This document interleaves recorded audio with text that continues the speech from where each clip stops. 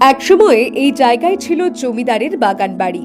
আন্দুলের প্রভাবশালী জমিদার কমল কৃষ্ণ কুণ্ডু চৌধুরী। এটি তারই বাগান বাড়ি ছিল।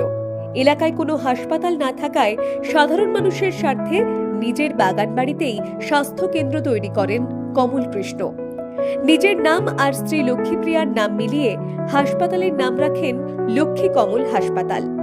স্বাস্থ্য পরিষেবা পেতে এই হাসপাতালের উপরই ক্রমশ নির্ভরশীল হয়ে পড়েন এলাকার সাধারণ মানুষ।